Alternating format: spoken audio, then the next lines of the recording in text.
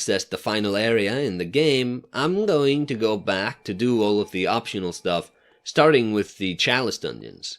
I know for myself that I've spent many hours in the Chalice Dungeons, but these are among those elements of the game which really suffered as the development went on.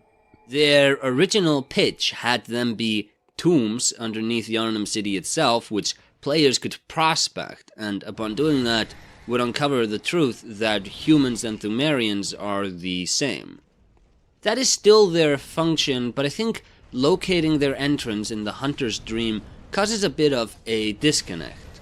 The Chalice Dungeons are a sort of dream memory, which is how we are able to fight enemies which are long since dead. That reasoning makes it smart to have these things in the Hunter's Dream, since these aren't actual tangible places anymore, but functionally it separates the dungeons from Yharnam geographically and makes it a bit harder than it should be for people to connect what the narrative ramifications of these things are. They are completely optional, so it's not as if you couldn't skip them anyway, but much like the Hunter's Nightmare DLC, I find these things to be very important to interact with to understand what's going on in this story. As is, players mostly go through the dungeons to get early access to some weapons and to farm blood gems.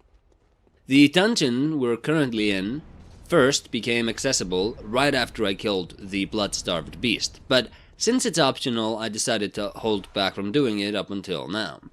Throughout my time playing Bloodborne, I have spent an inordinate amount of time in the Chalice Dungeons.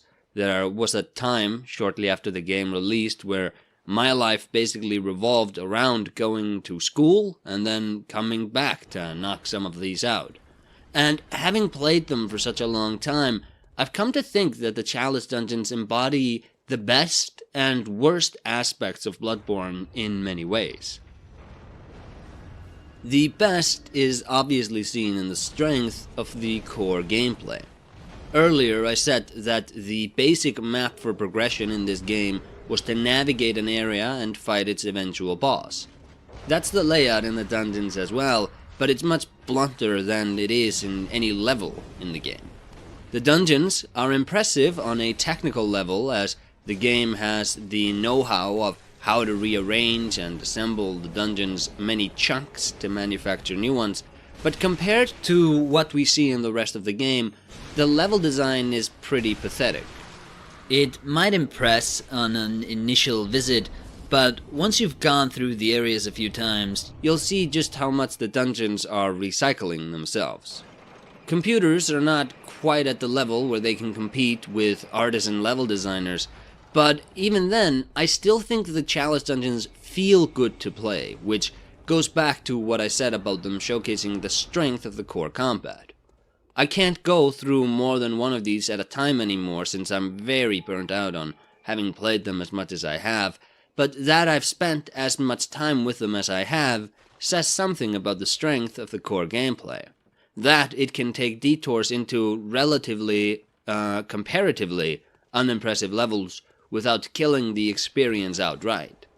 Another component of the game we can put under the microscope by looking at its implementation in the Chalice Dungeons is the game's approach to storytelling. The dungeons thrive on environmental storytelling more so than anything else, but considering their structure, this might be seen as a missed opportunity.